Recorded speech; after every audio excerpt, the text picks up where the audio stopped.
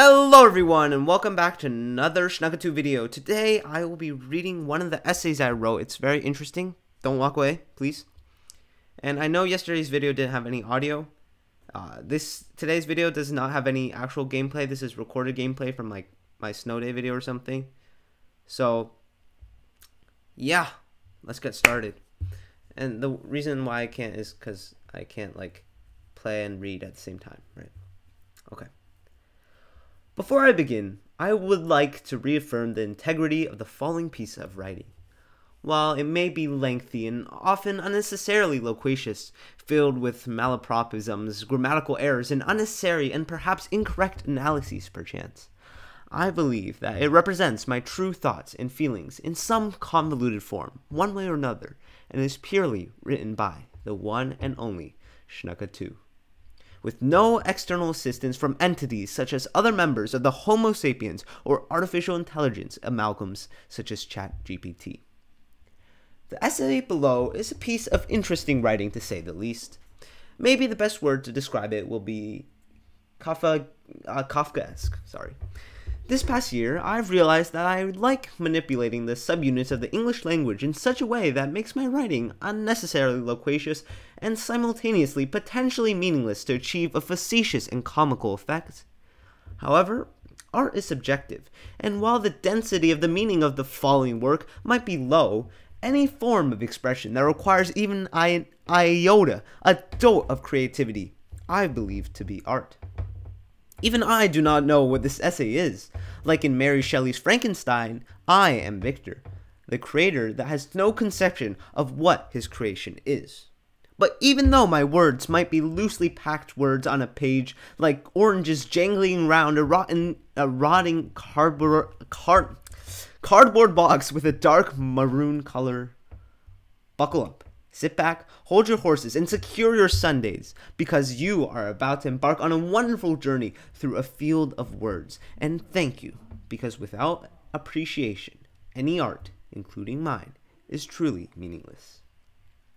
Time is of the essence. We all have heard this common adage in one form or another. It only makes sense, as time is one of the most essential parts of the human experience. Without time, nothing moves. The world freezes. The precisely shaped raindrops in the sky slow to a halt as they wait, undisturbed, permanent, and perfect. One of the very things that makes life worth living, that makes us human, is time. If time were to be frozen, everything would be perfect. The countless squabbles between couples in their quaint little homes would stop. The angry booing and jeering at a failed comedian would cease to exist. The suffering of countless people, animals, each in their tiny corner of the world with their own unique, traumatic experiences, would end. Without the flow of time, there is no suffering, there is no pain. The world is frozen as is, dormant, unable to progress, but in a way, perfect. But what is the point of living in a perfect world if we cannot control our own actions? Shall we live in fear of what is to happen, or shall we face it bravely and continue to move forwards into what is to come? Freezing time is cowardly. It means that you refuse to move to the future. It means that you are afraid of what is to come. Like a fragrant leaf from a cherry blossom on a midsummer's night, drifting slowly along the Niagara River. My pronunciation is, nimble yet appalling, ever-changing. Like a monsoon sweeping across the great plains of Zimbabwe, swirling in effervescent beauty, circling a slowly starving lion with golden fur and a well-trimmed mane. Our inherent refusal to face our future only appears in the darkest of times. Without the passage of time, we cannot move to the future. We are forever stuck in our present, however beautiful that may be. But the beauty of a certain moment is only preserved because there are infinite other moments that are not as beautiful. Life is amazing because we suffer, because the passage of time construes an aura of comparison, the idea that some moments are better than others. It is what makes us happy. I think I'm tired. I've been really tripping over my words today. Our happiness is forever relative. Imagine a baby born inside a box. Perhaps let us limit him to only the most unsavory food and the most repugnant water. At first, human instinct may prevent aforementioned baby to consume the food and water we have provided it in a rapid and satisfactory manner. But after a while, if the food and water are nutritionally satisfactory in a way such as the nutritional needs determined by governmental organizations are met for aforementioned baby with set input values of his height and weight, eventually, slowly, the baby will become used to this food, this water. The baby is happy. Ignoring its other needs, I would argue that the baby is perhaps as happy as one that has access to a larger variety of food, or in fact, that their happiness is at least comparable. Happiness is relative. Humans ages ago likely had harsher conditions, but relative to their established quality of life, they perceived themselves to be happy compared to their previous sufferings, and thus they were happy. We are only happy because of the passage of time, the omnipotent and ever-present reminder of what we will and can and have endured is what gives us the pure ecstasy and levity when we experience happiness. Of course, while time is the cause of happiness, as a corollary, it must also be the cause of our suffering. I believe that it is unnecessary to analyze the suffering time can cause. Old age and solitary confinement are only a few examples among many, like a bushel of golf balls within a vast expanse of hay sitting in the middle of a Kentucky barn, the sun beaming down like a curtain draped over a heavenly window. But instead, we should analyze the suffering caused by the mere thought of the passage of time, the regrets, the never-ending voice in our heads telling us what we should have, would have, could have, and should, would, could do with our time. Enter Alfred Prufrock, an excellent author most known for his poem The Love Song of J. Alfred Prufrock. He contemplates the concept of time deeply. He writes that there will be time, indicating that there will always be time for more, that time in the current moment, in any moment perhaps, seems virtually infinite. As young individuals, we have much of our lives ahead of us. There's so much time to frolic, to Yamsterdam, to experience, to experiment, and to love, to rejoice, and to sob. But is there really? We all have had a nagging feeling before. The feeling that time is passing faster and faster. 6th grade passed quicker than the 5th. The gap between our 16th and 17th birthdays seems so much longer than the gap between our 17th and 18th. The days blur into weeks, the weeks blur into years. The non-stop hustle and bustle of our daily lives emanates through and dictates our very perception of time.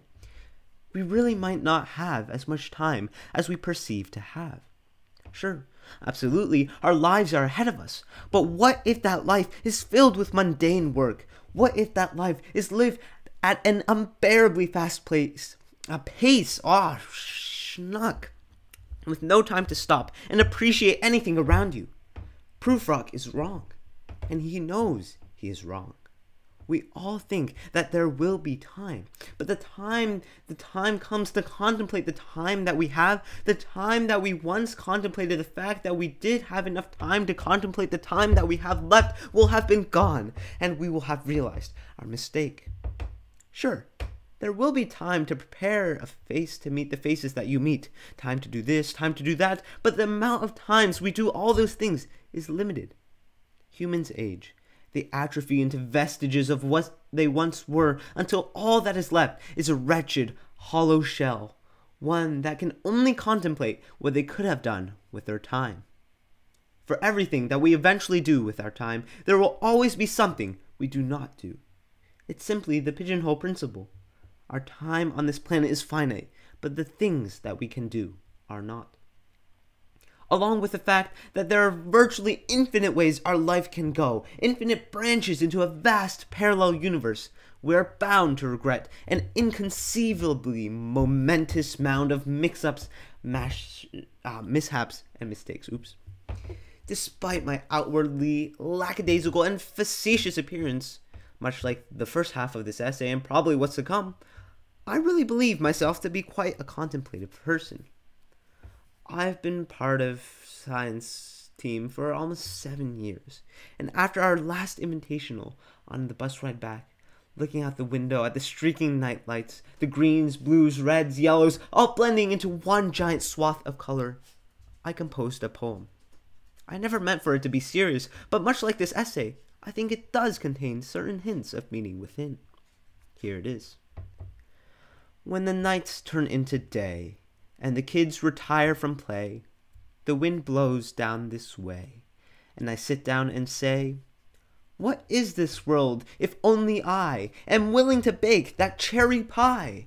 To take the risk and risk to die, forevermore I can only sigh.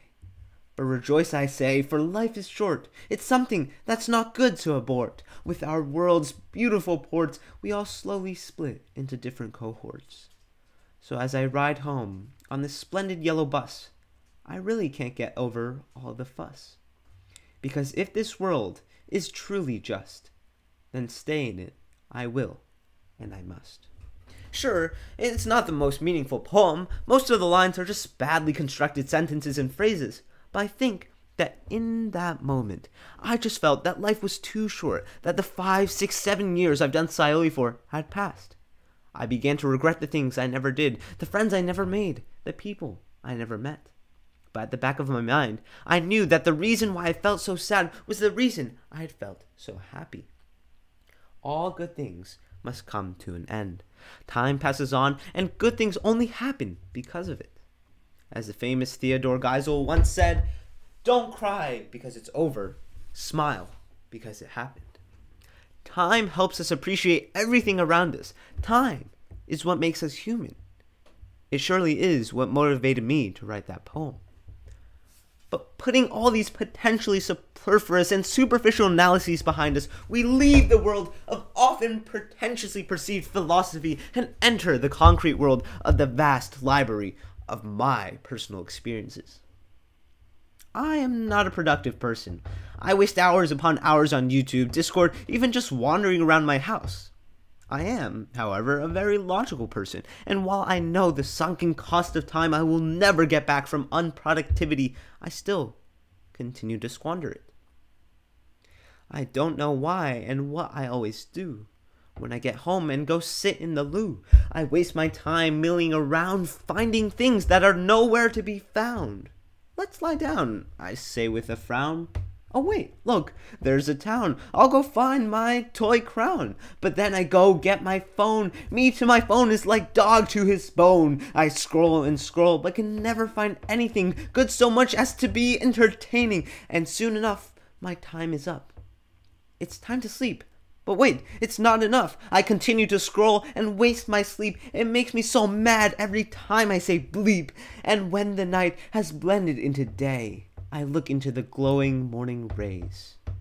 For my actions, I've had to pay the price of time, the happiness of mine, my sleep, my frowns, my sheeps, my crowns. But I tell myself, it will not happen again.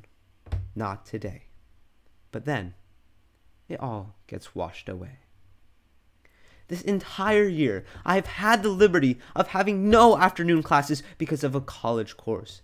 And while this year should have been filled with learning, it has instead been filled with countless sleepless nights watching useless videos and not doing anything. Without classes, without pressure, I've failed to learn. My love and passion for learning has atrophied into a mess, an unrelenting lust and desire to procrastinate, to watch one more video or chat for one more minute. Often, I've regretted and lamented over these past decisions, but I know these ponderings and mullings are utterly useless. I've tried to change. My disrespect for my time has led to time to disrespect me. It mocks and jeers my unproductivity, constantly criticizing me like an omnipotent narrator. But it is never too late to change. This year has passed too quickly already, much more quickly than the last, but there's still much more left. The countless experiences that time gives us not only serves for us to use time better in the future, but also helps make us who we are. And it is never too late to change, to break my cycle, to break your cycle, to try something new, to explore, to live, to laugh, and to love. When it is time for us to leave this world, however unexpected or unfathomable that time may be, I believe that we will realize that time has always been of the essence. For the passage of time is what makes us human. It is what brings us pain and joy, what brings us regret and action, what brings us humanity and hope. Because at the end of the day, time is what makes life worth living. Thank you. Alright, so that was my essay. I feel like after reading the essay, my pronunciation of my words is much more clear now, which is good. The thing is, though, what do you guys think about this essay if you've watched this point? I think it's half meaningful, half joking. And I don't know if this is a good thing or not, because I think if I actually made a good speech and wrote it like this, I think it would actually be a pretty good speech. But this obviously is just like a half meant to be funny, half actual stuff speech, which I like too. So please let me please let me know what you guys thought about this. And that's all I really have for today. Make sure to subscribe, do all the YouTube stuff, and I will see you guys tomorrow with some gameplay footage, hopefully, and I will tell you an interesting story, hopefully. Anyways, thank you guys for watching. This has been Schnucka2. Goodbye.